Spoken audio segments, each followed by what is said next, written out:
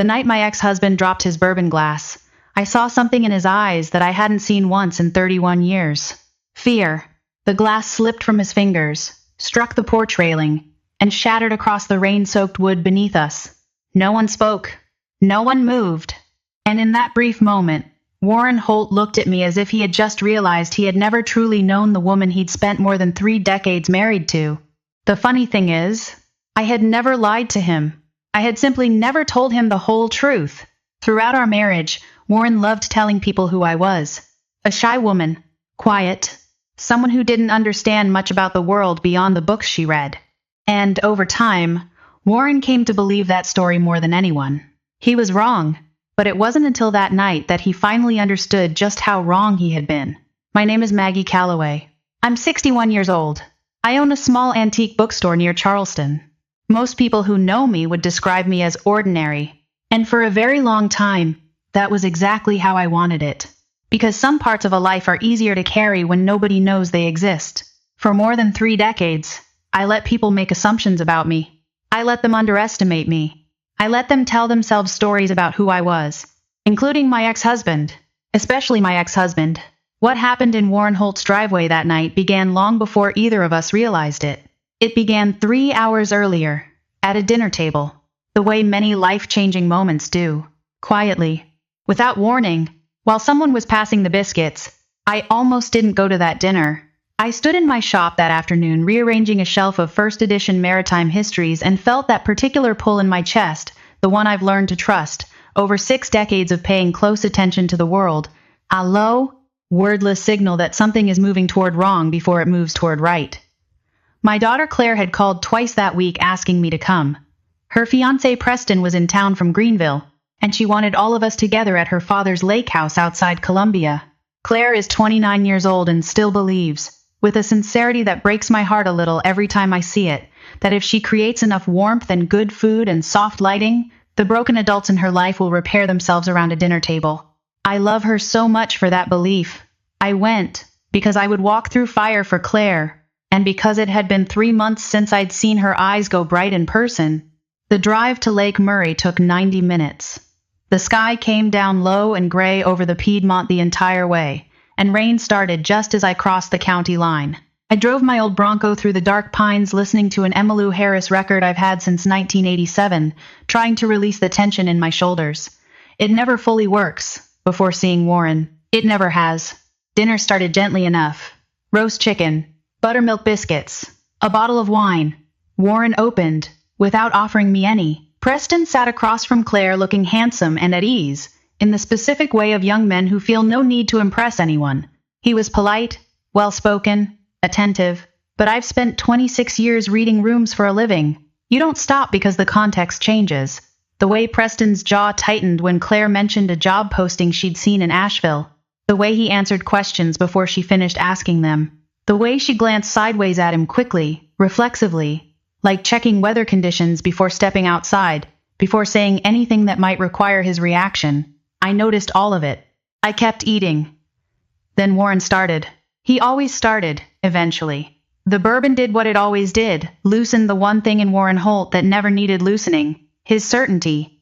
He leaned back in his chair, swirling his glass, and looked at Preston with the warm generosity of a man performing experience. You know, he said, Maggie here has been jumpy her whole life. Heard a car door slam once at a restaurant in Mount Pleasant, and nearly jumped clean out of her chair. He laughed. Preston laughed politely, the laugh of someone who doesn't know yet whether this is funny or not. Claire looked at her plate. I set my fork down very quietly. Warren continued. Spent 30 years wondering what went on inside that head of hers. Turns out, not a whole lot she ever wanted to share. He said it lightly. With warmth, even. The way you say something you've said so many times that it stopped feeling like what it actually is.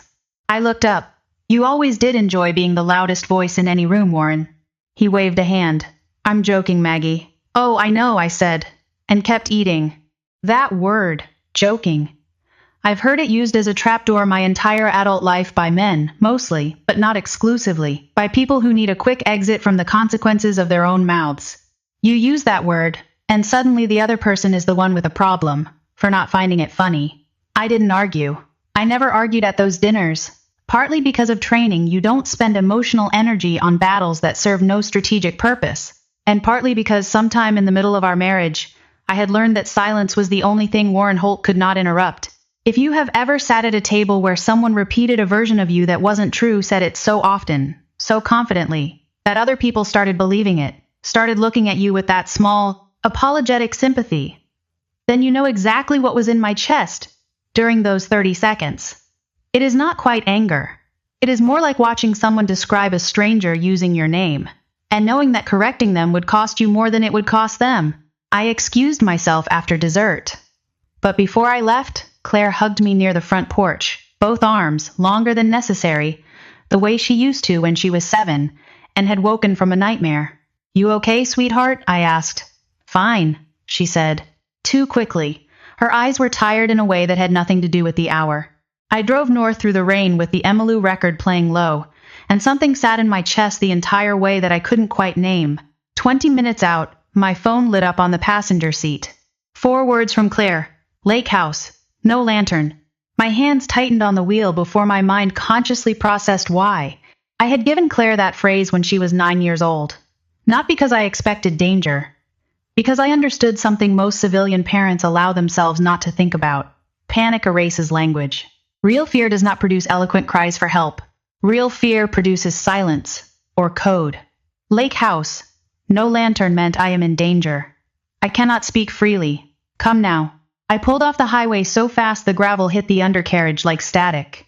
I called Claire immediately. Straight to voicemail. Again. Same. My pulse stayed measured. Training doesn't abandon you. Even at 61. Even with reading glasses in your purse and arthritis in your left hand. But underneath the measured pulse, something older and fiercer was already moving. Something that does not have a military designation. Something simply maternal. I opened my glove compartment. Behind the vehicle registration and an expired AAA card, there was a small leather address book that Warren once called my senior planner. He thought it was a charming eccentricity. He had absolutely no idea. I found the number I needed on the 3rd page. 2 rings. A voice. Donahue. "It's Calloway," I said. Silence. Then instantly wide awake. All ease gone, replaced by pure attention. What happened? Not a question. A request for data. Claire sent the phrase, I said. A pause. Shorter than the first one. Operational? Location? I gave him the address of Warren's lake house outside Columbia. He said, 12 minutes. He hung up before I finished exhaling. That's how people who have worked real emergencies communicate. No reassurances. No questions that burn seconds. Acknowledgement and movement. I turned the Bronco around hard enough that the back wheels drifted on wet asphalt. And then something happened during that drive back that I have turned over many times since. Something I can only describe by saying that identity is less fixed than any of us pretend. For 12 years since the divorce, I had been Maggie from the bookshop. Maggie who made chamomile tea and attended the Methodist church on Archdale Street and apologized reflexively when strangers bumped into her on the sidewalk. That Maggie was real. She wasn't performance.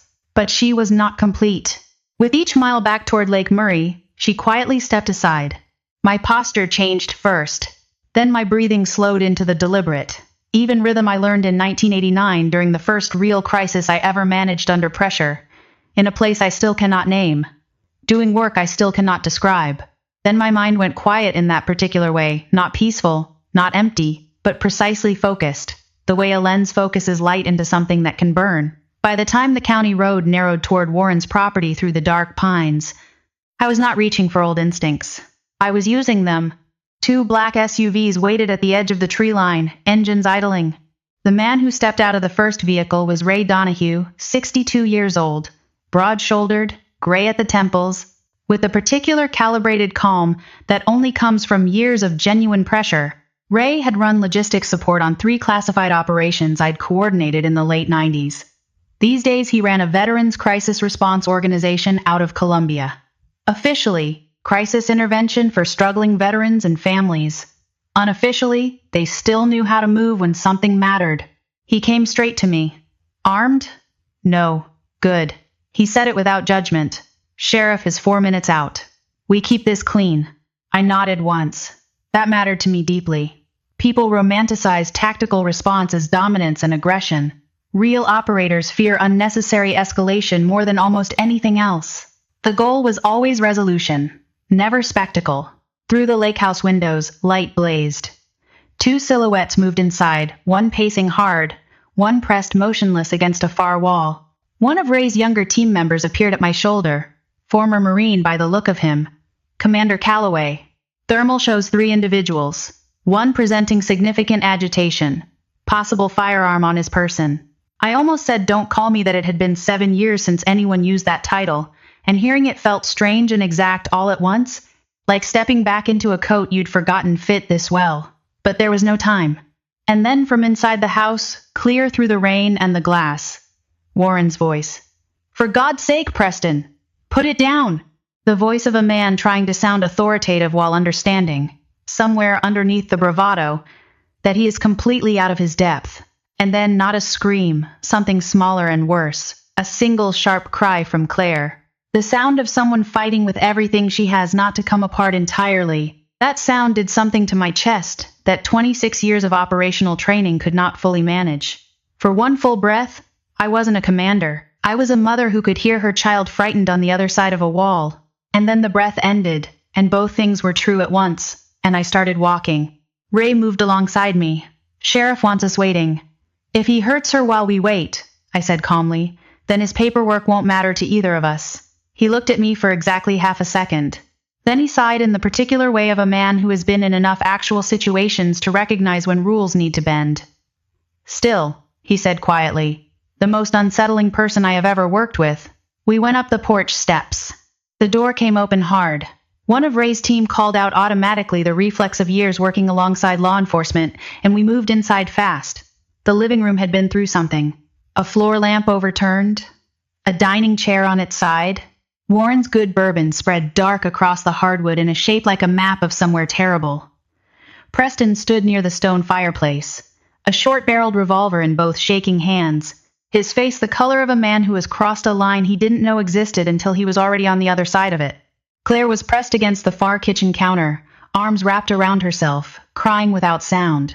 The precise, controlled way people cry when they are afraid that sound will make everything worse. Warren stood off to the side, pale as February. All 3 of them turned toward us at once.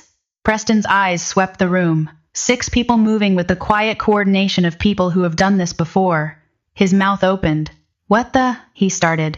"Preston," I said. My voice came out low and even, stripped of everything unnecessary. "Set the weapon on the floor."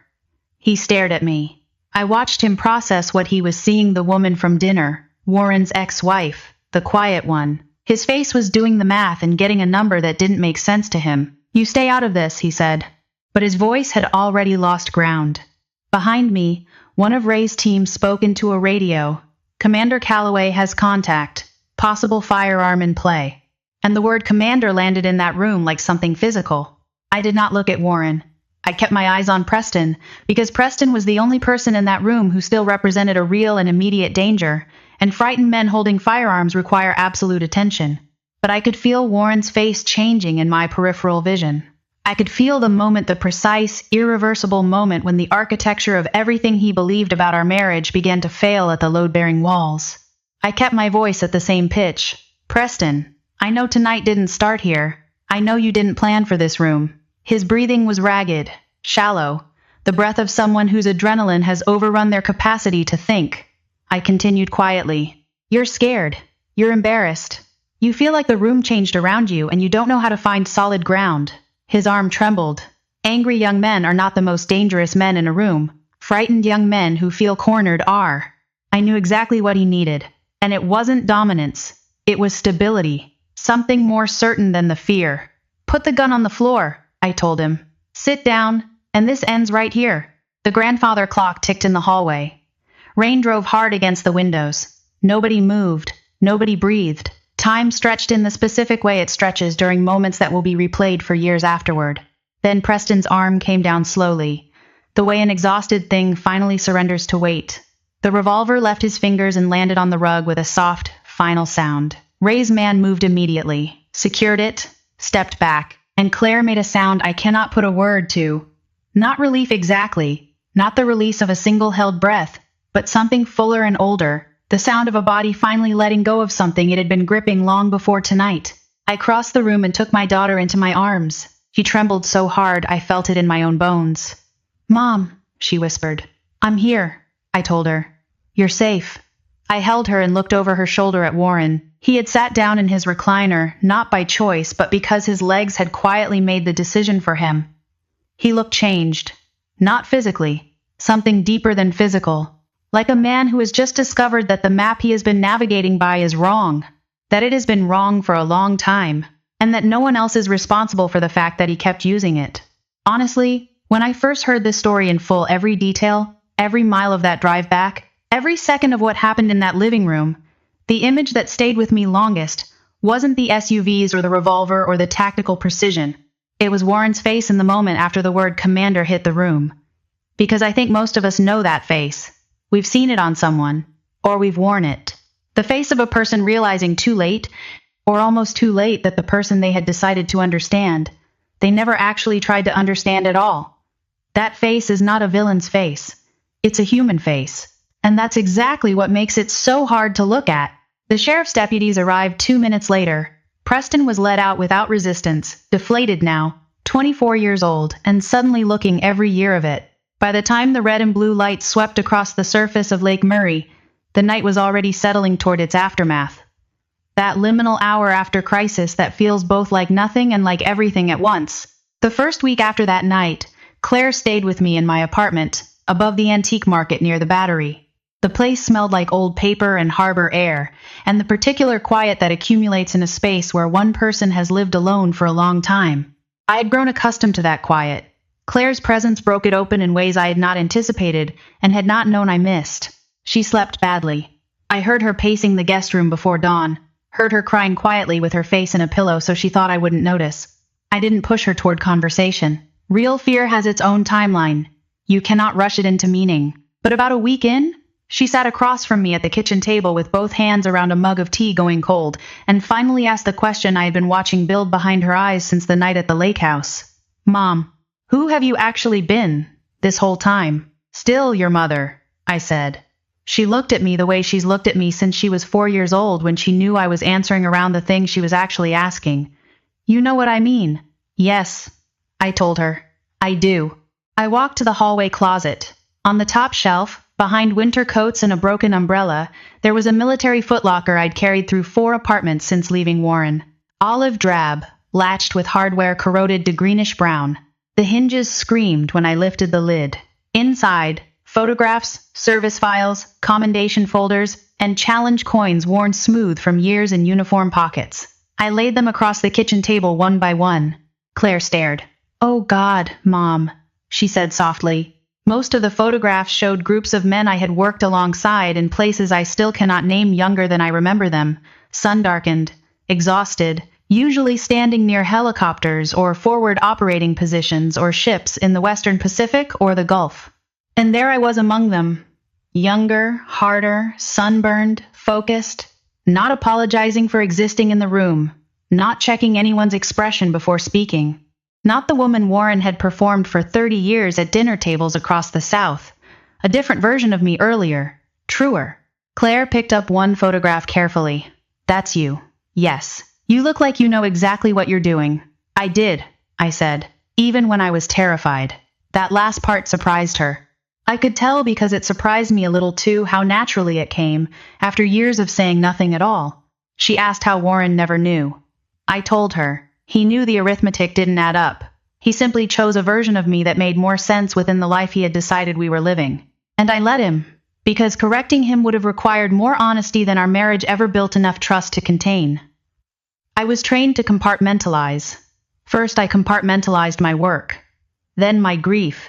Then, without fully meaning to, I compartmentalized my marriage. I closed rooms inside myself that should have stayed open. And Warren, who had no language for vulnerability, who was raised to believe that certainty was strength and silence was surrender, he filled the spaces I left with his own explanations. Not all of them were kind. None of them were accurate. But I was not blameless in any of it. "I wasn't easy to love," I told her quietly. She started to argue. I stopped her gently. "You can be strong and still be impossible to reach, sweetheart. Those things live together more often than people want to admit," I was unreachable for most of your childhood. And I am sorrier for that than I've ever found the right moment to say out loud. The tears on her face told me she had needed to hear that for years. 4 months after the lake house, Warren had a heart attack. Mild. Caught early. Less catastrophe than warning. But when Claire called me, I sat on the edge of the shop counter and felt something I hadn't prepared for. Not alarm exactly, more the recognition that 31 years carve a groove in your nervous system that doesn't fully heal, and that some part of you flinches when that groove is threatened. Even now, even after everything. I drove to Palmetto General through cold November rain. 3rd floor. Warren was in a room smaller than any room I'd ever seen him in, tangled in monitoring wires, watching gray sky through a rain-streaked window. He turned when I came in, and I watched him look for a version of himself that could handle my presence without armor. He couldn't quite find one. Maybe that was the most honest I'd ever seen him. We sat quietly for a while.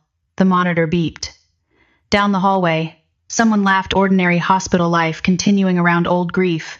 Then he said, "I've been thinking about the 31 years. I waited." He looked at his hands. "I spent most of our marriage being louder than a woman who was never competing with me." His voice was stripped of performance. Just an old man in a hospital gown who had run clean out of material. I mocked what I didn't understand. When I didn't understand something, I made it smaller, so I didn't have to feel confused by it. And then softly, without theatrics, "I'm sorry, Maggie. Not sorry, but not sorry, however. Just, I'm sorry." I told him the truth in return. I disappeared from our marriage long before it ended. I closed doors between us. I stopped translating myself to you because I got tired of the cost of being misread. That wasn't fair to you. He looked genuinely startled. I continued carefully. The military trained me to put everything in a box: fear, trauma, loss. I smiled sadly. I started doing it to our marriage too, without realizing I was choosing it. "Richard," he said quietly. To himself, "You were never competing with someone who was fighting back." He shook his head slowly. "I thought quiet meant weak." He looked at me directly. "Turns out quiet meant more disciplined than anything I ever managed." At 61 years old, that kind of honesty from someone you have known for half your life lands with a weight that nothing else quite replicates. My eyes burned in a way I did not entirely try to prevent. He reached across the blanket and gripped my hand briefly, awkwardly, the way men from his generation do when they mean something their mouths haven't been taught to say clearly. And for the first time in over 30 years, the silence between us finally felt like something other than a battlefield. A year passed. Quietly, decently, the way years pass when the people inside them are finally trying. Claire moved to a small house outside Asheville and took a position with a nonprofit, helping women recover from emotionally coercive relationships. The first time she described her work to me, I sat with the phone against my ear for 10 full seconds before speaking. She asked if I was there. I said, "I'm here. I'm proud of you in a way I don't have good enough words for." She said, "That's enough, Mom." And it was. Warren began volunteering twice a week at a veteran support center outside Columbia. He drove older men to appointments, sat with Vietnam veterans who had been silent for 50 years. He called me one night and said, "Maggie, do you have any idea how many of these men have never talked to anyone about any of it?" I said, "Yes, Warren." He said, "I think our whole generation confused endurance with healing." He was quiet a moment. I thought about that for a long time. That sentence stayed with me because it was the truest thing he'd said to me in 31 years of knowing each other. Last September, Claire hosted a small barbecue at her house in Asheville. She asked both of us to come. "No drama," she said. "Just family." I drove up through Virginia farmland carrying a bowl of potato salad in the passenger seat, balanced carefully because that is apparently what women over 60 do without being taught. The afternoon was warm and slow and full of children running through a sprinkler and conversations about football and the price of everything. Real ordinary life. No emergencies. No coded phrases. No tactical vehicles. Just people doing their best with the light remaining in the day. At one point, I was standing near the porch railing with a glass of iced tea when Warren appeared beside me. We stood together in the comfortable silence we had slowly, painstakingly learned to have. One of Claire's colleagues introduced herself and asked how we knew each other. Before I could answer, Warren said, "Maggie spent 26 years protecting people who will never know her name." His voice was clear and even. No performance, no punchline, no sarcasm tucked inside a smile. She served so that people like us didn't have to fully understand the cost of that. The young woman looked at me with open curiosity. I felt heat rise into my face. Public acknowledgement has never sat easily on me, even after everything. But underneath the discomfort was something that had been a long time arriving. Not pride exactly. Something simpler and older than pride. The feeling of being accurately seen by the person who had the longest history, and the most reasons, to get it wrong.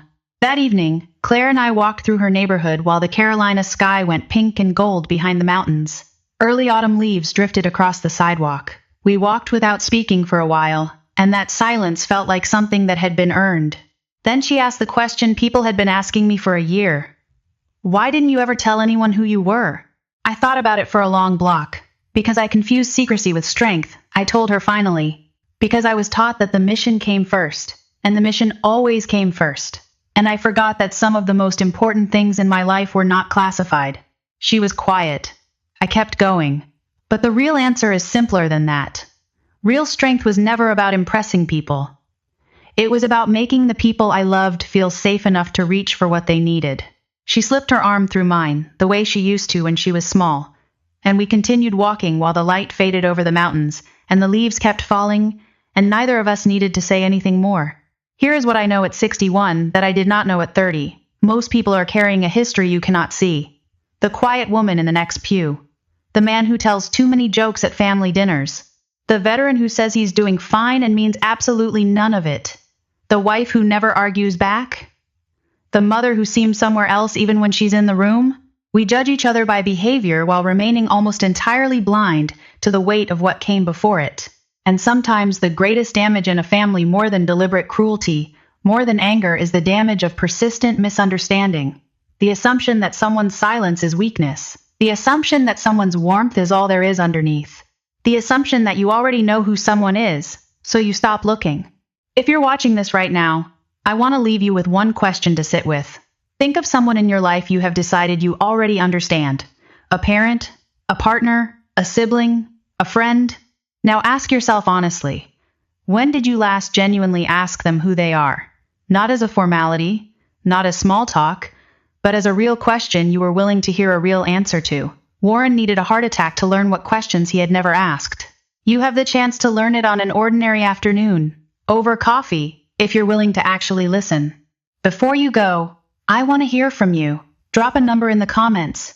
Type 1 if you believe Maggie was right to keep her career private for as long as she did. Type 2 if you think she should have found a way to tell Warren the truth earlier in their marriage. Type 3 if you think like me that the answer is more complicated than either option allows for. And tell me where you're watching from tonight. What time is it where you are? These stories travel farther than I ever expect, and I love knowing where they land. If something in Maggie's story reminded you of someone you know, a veteran, a parent, a quiet person you've been underestimating, tell me in the comments. I read more of them than you'd expect. If this is the kind of story that costs you something to get through, the kind that sits with you after you close the app, you're in exactly the right place here. There are more of them. Hit that subscribe button, and I'll see you in the next one. I'll be here. This is a fictional story inspired by real emotional experiences, fully rewritten and reimagined, set in Charleston, South Carolina, to create original content. Any resemblance to real people or events is entirely coincidental.